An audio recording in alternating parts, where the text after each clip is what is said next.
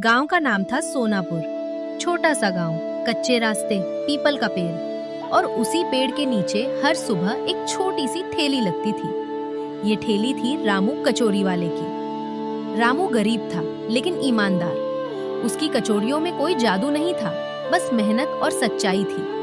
वो सुबह 4 बजे उठता, आटा गूंथता, दाल पीसता और खुद अपने हाथों से कचौरियां बनाता। रामू की कचौरियां महंगी नहीं, लेकिन साफ और स्वादिष्ट होती थी। इसीलिए बच्चे, बूढ़े, किसान सब रामू की ठेली पर आते। रामू के पिता बचपन में ही गुजर गए थे। माँ बीमार रहती थी। उसी ठेली से रामू घर चलाता था। कई दिन ऐसे भी आते जब आधी कचौरियां बच जाती, लेकिन रामू कभी मिलावट नहीं करता। वो कहता, कम बिके तो चलेगा, पर गलत नहीं करूंगा। एक दिन गांव में एक नया कचौरी वाला आया, कालू। कालू की कचौरियां बड़ी थीं, चमकदार थीं और सस्ती भी। गांव वाले धीरे धीरे उधर जाने लगे। रामू को चिंता हुई, लेकिन उसने फिर भी अपनी कचौरियों की क्वालिटी नहीं बदली। कालू चोरी छिपे तेल में मिलावट करता, सस्ता मसाला डालता और ज्यादा मुनाफा कमाने लगा।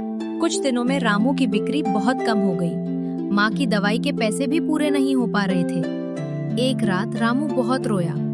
माँ ने उसके सिर पर हाथ रखा और कहा, बेटा, सच्चाई देर से सही जीतती जरूर है। एक दिन गांव के कई लोग बीमार पड़ गए। पेट दर्द, उल्टी। पता चला सबने कालू की कचौरियां खाई थी। पंचायत बैठी, जांच हुई।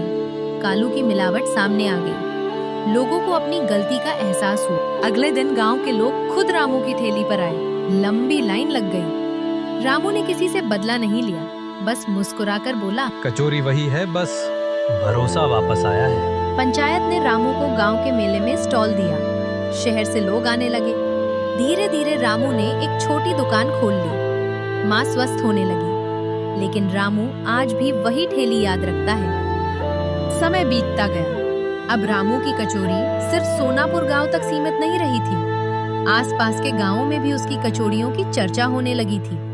लोग दूर दूर से आने लगे। गांव में हर साल बड़ा मेला लगता था। इस बार पंचायत ने फैसला किया कि मेले में सबसे बड़ा स्टॉल रामू को दिया जाएगा। रामू बहुत खुश था। उसने सोचा कि क्यों ना इस बार कुछ नया किया जाए। उसने अपनी ठेली पर एक बोर्ड लगवाया, रामू स्पेशल कचौरी, बिल्कुल देसी स्वाद। मेले की तैयारी अकेले करना मुश्किल था, इसलिए रामू ने अपने बचपन के दोस्त गोपाल को अपने साथ काम पर रख लिया। गोपाल भी मेहनती और भरोसेमंद लड़का था। दोनों मिलकर रोज नई नई रेसिपी ट्राई करने लगे। मटर कचौरी, आलू कचौरी, प्याज कचौरी। ठेली पर अब पहले से भी ज्यादा भीड़ रहने लगी, लेकिन सफलता के साथ परेशानियां भी आती हैं। एक दिन एक व्यापारी शहर से रामू के पास आया। उसने कहा, मैं तुम्हारी कचौरी पूरे जिले में सप्लाई कर सकता हूँ, बस तुम मुझे रोज 1000 कचौरी दोगे।